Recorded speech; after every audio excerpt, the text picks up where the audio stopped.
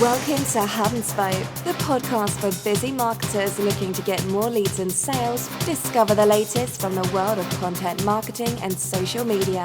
Here are your hosts from the Kingdom, San Johnson and Adam Steinhardt. Welcome, Adam. Episode 46. How are you? Thanks for joining me. Great, son. Fantastic. Thanks very much. Episode 46. I never thought we would have got to 46 episodes. We're just trundling along beautifully, though. Oh, excellent. Good. Thanks for the vote of confidence. Very good to hear. Everyone, an exciting topic for you today to listen to. We are all about reporting today. We've kind of got a bit of a reporting spin, reporting live on reporting. So today's topic is clever reporting tricks to maximise sales. So Adam, help us through the title. What are we going to uncover today? Yeah, look, son, I like it. It's You came up with it. it's one of those things where we've got the reporting side of things, which is obviously so critical for ROI, which is what everybody wants. And there are some ways to get reporting out quickly using not just HubSpot, but all platforms. There's ways to it's almost like you're taking the ball of string into the maze and using the string to get you back to where you want to be. So that probably doesn't make any sense at all, does it? No, but I look forward to hearing you unravel that ball of string more.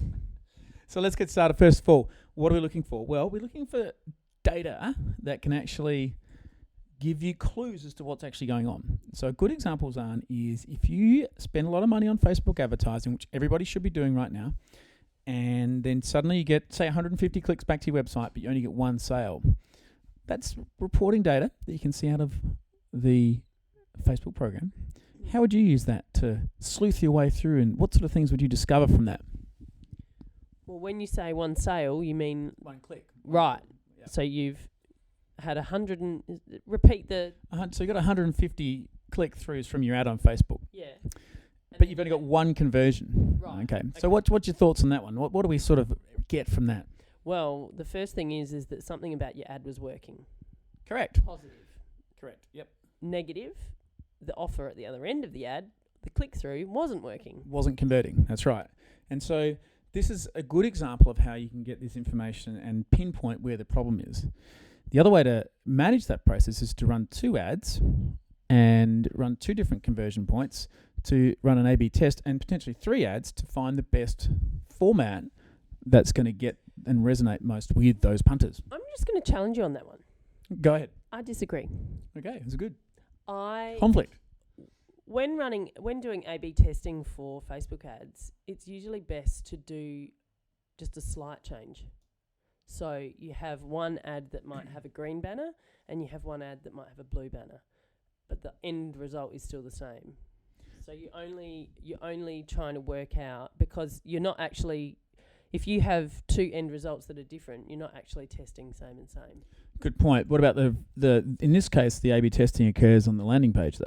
Okay. So the ad actually is the same, and the landing page. So then with something like HubSpot, you can actually, in some versions of HubSpot, you can A/B test the landing page, so you can have two different versions. Yeah, it rotates it automatically. That's pretty cool, isn't it? Yeah. So, but anybody can do this. It's not just a HubSpot thing. No. Anyone can actually have that capacity to go ahead and A/B test and use different landing pages. So I think that's a really good example. Now, this is where digital advertising kills it over traditional methods like billboards and radio and TV, because they're very expensive ways. And they don't provide this information, do they? Well, they don't. And what we often see is this huge outlay of money for something like TV or radio. And that is quite often accompanied with a huge spike in website traffic, but it doesn't actually convert to anything. And you don't actually have a way of telling that those people actually came from the radio ad. No. There's nothing to click on with a radio ad unless you pick up the phone and say, quote this number, or, use this code. There's actually nothing to determine that radio ad was successful. Whereas Facebook ads, as an example, or AdWords, Twitter, AdWords, you are able to track all of those things. So, and for a much lower cost per click. Now, I don't know about you, but if I was to come to you as my boss and say, hey boss, I'm going to spend $2,000 on a Facebook campaign where I can guarantee you I'll get 200 clicks, Or I'm going to spend 10 grand on radio advertising and we'll get a massive spike, but you're not going to know they're faceless visitors. Yeah, they are. And I think that what's interesting about that is that the days of brand building, in my opinion, are gone, because I know that's a controversial statement, but the natural inclination is to jump on Google and search on the internet first for pretty much anything you're buying. Now, brands, the big brands still can play because they've got huge marketing budgets, which saturate. But at the end of the day, for any small, medium business or even large businesses, it's hard to get traction. But getting back to the point, the tools you can use to actually track this get better and better, because with Facebook, you can do a lot of great stuff with the actual pixel tracker. So you can have pixel tracking on the landing pages, and that will then allow you to then remarket back to those people that actually came to those landing pages. So even if they didn't convert the first time, you're still able to market back to them because they've been to your website. And I think that's something a lot of people forget. And it's all about patience in many ways, isn't it? Absolutely. Remarketing is so undervalued. It really is. It's a very, very valuable tool to have up your sleeve. Seeing, we mentioned this in last week's episode, I know, but seeing really low cost per click on re-engagement and remarketing Facebook styles. It's worth doing. And I think also we know that a lot of people will attempt to try and get the sale out of that very first interaction they have on Facebook, which is a cause of a lot of issues with landing pages. They go in too hard for too much, asking too much of their actual visitors. A softer approach, I think, is needed, wouldn't you say?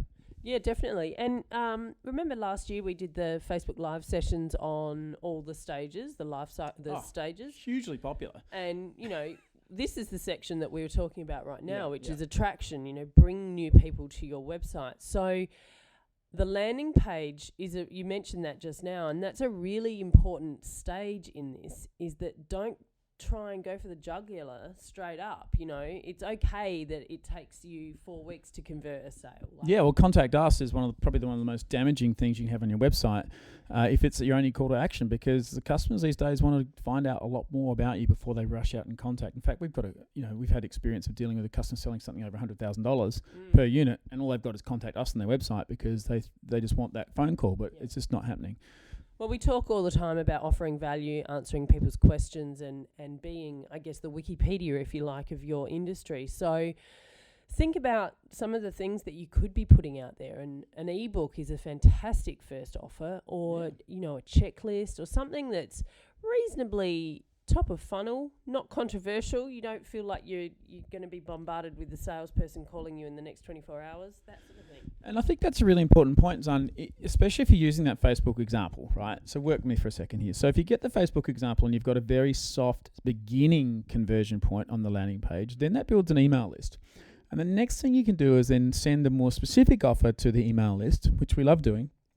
And then, of course, with HubSpot, and there's other programs that do this, it will show you who's clicked on those emails and where they've clicked and on what links they've clicked. And so suddenly you've got very strong clarity as to who is actually legitimately interested in your product. So it's only one extra step, and that's also changing your original goal of trying to not necessarily get a sale, but just get an email address through the form, and then from there you can begin email marketing, and the click gives away if they're actually interested in what you're wanting to sell, and that's super powerful in my opinion. Absolutely. Great example.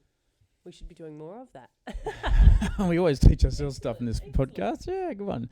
But Facebook advertising should be a uni degree. I know you've said that before. So much to know. Really, I sound like a geek now, but once you start getting stuck into it, it's kind of exciting, and you want to learn more and make sure that you're doing as best job as you possibly can. So spend the time, people. Spend the time. Yeah, and they've got a really good Facebook set of training documents there now too. It's really nice. Great. Yeah, perfect. Very good. All right, so moving on. That was our topic for this week. If anyone would like more information, and we could probably talk about reporting and list building and finding leads for you infinitum. So, well, I've got more. Oh, that wasn't the end. Good. Well, you handed the microphone to me like it was, so I'll just perhaps. Did you want to do this show on your own today? No, you go. No, you go. No, moving right, on. Adam, do you have anything else to add? Yes, son. No, I've forgotten what it was. No, I was also going to talk about the analysis of pages and page performance and how that impacts everything. So, obviously, Google Analytics and various different platforms allow you to analyze the stats on the various different pages, and this is where you can discover where clickbaiting gives false numbers and false data. Yeah. So you can create a top of funnel page which is highly topical, and you can pull words. In fact, the internet will give you words which you can put in there through various different analytics programs that you can put in there that will get more traffic for you. But of course, in many cases, those pages are not necessarily relevant to what you're actually selling, what you're doing. And we've got 1 or 2 tests we've done on our website, and the clickbaiting pages go very, very well, but they don't make any sales. So important when you're analyzing your stats, not to get hung up on traffic so much, but more take those pages and divide them into the top of funnel, the middle of funnel, and the bottom of funnel.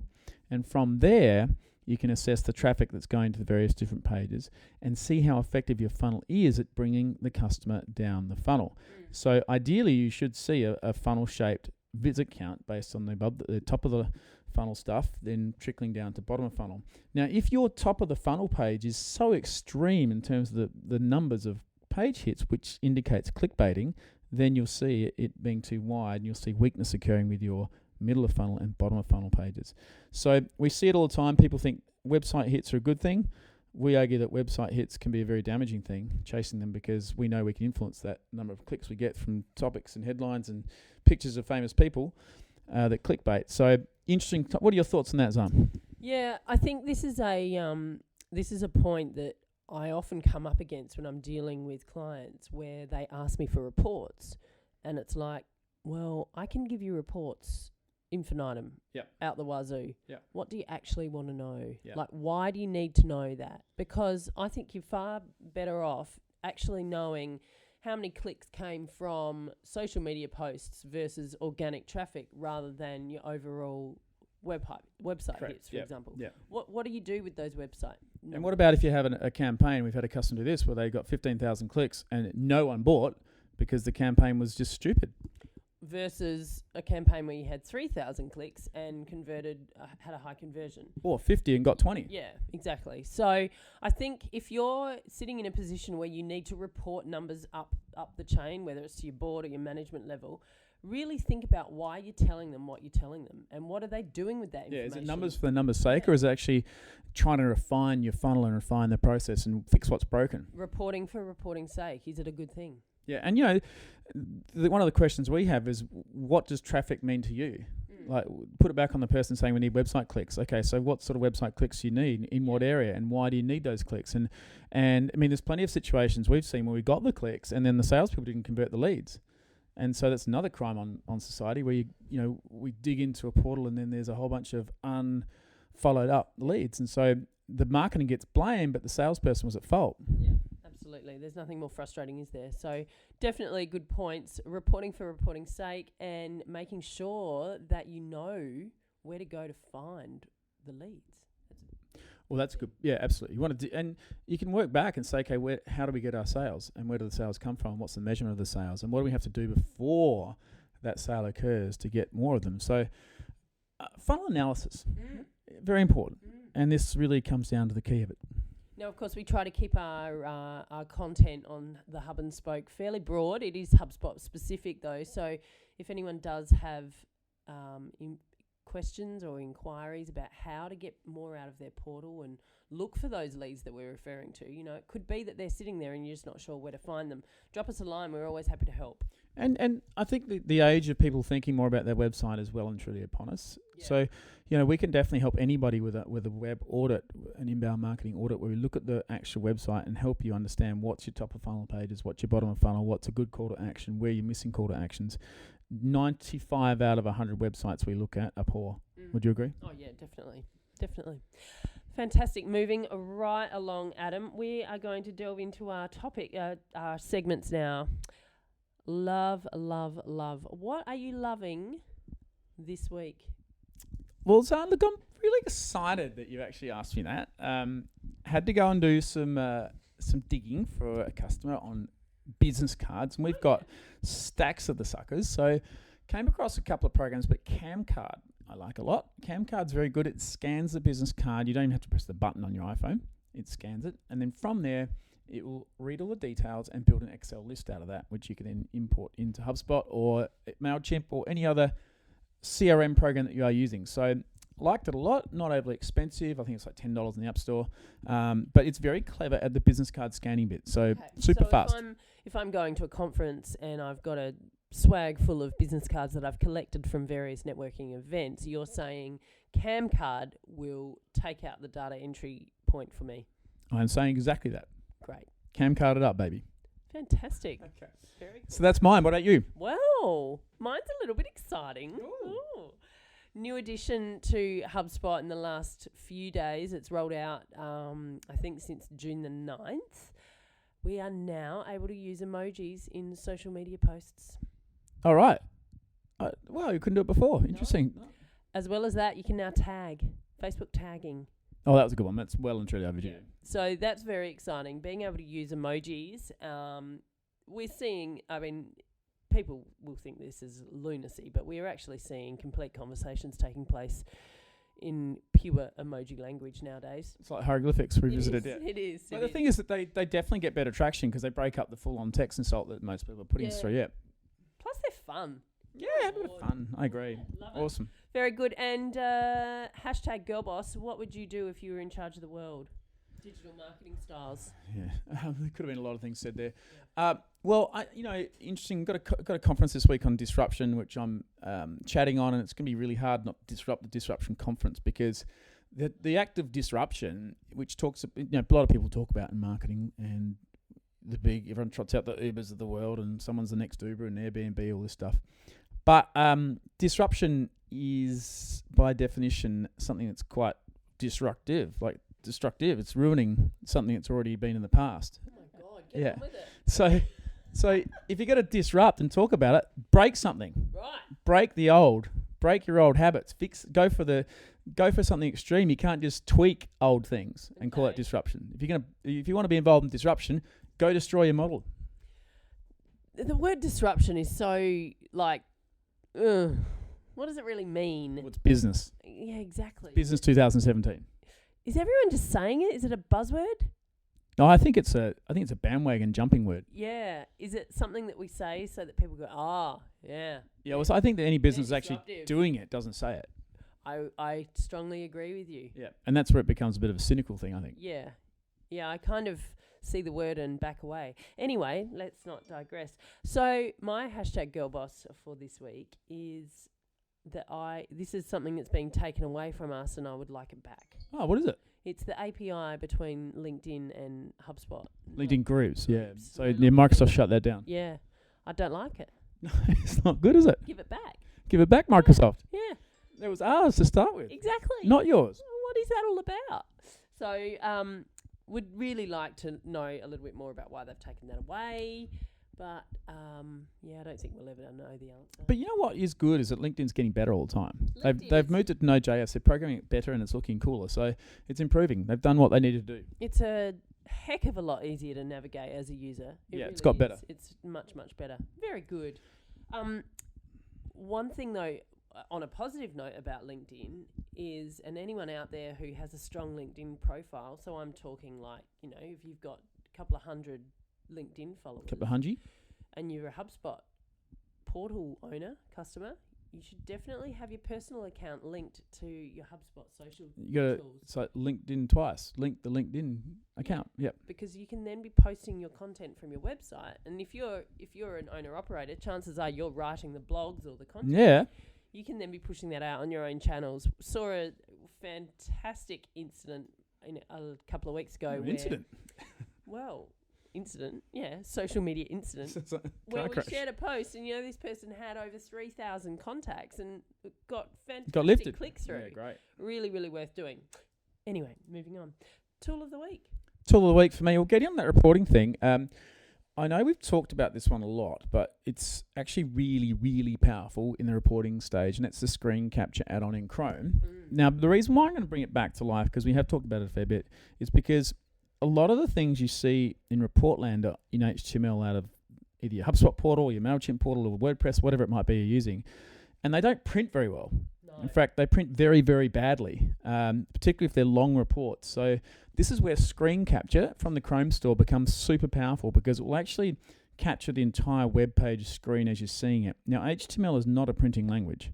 It's not designed to work on printers, and in fact, it does a very bad job. The modern browsers don't do a very good job of printing. So screen capture allows you to download to PDF and makes those screens, which are showing reports, suddenly really valuable for reporting processes. Very good. I hadn't thought of using it in that regard. Yeah, it's a killer. Nice. Excellent. So my tool of the week is heading into the social tool, Back there again. going down to the reports, still linked with our reporting tone for the day, into social media reporting. And there's been obviously lots of change in the social media tool. Some I'm happy about, some I'm not. But if you check out the reports, what you're going to find there is a really, really nice, easy to process screen. It's broken out your contacts, your customers, your clicks. Yep. It's really, really nice. I like it. Well Good. done. It's a win for HubSpot. It is a win. It is a win for HubSpot. Congratulations. Congratulations, HubSpot. So that rounds us out for episode 46. I think we're at the tail end of it now. So thank you for listening. Anyone has any questions, you can contact us via our website or tweet us at hub_n_spoke. And we will see you hopefully Thursday. We're going to try and tackle episode 47. Thanks for joining me, Adam. For all the new shows, check out www.thekingdom.com.au/hub and spoke. You have been listening to Adam Steinhardt and Zan Johnson of The Kingdom, an inbound marketing agency from Adelaide, South Australia. HubSpot Platinum Partners and the International HubSpot Partner of the Year 2015.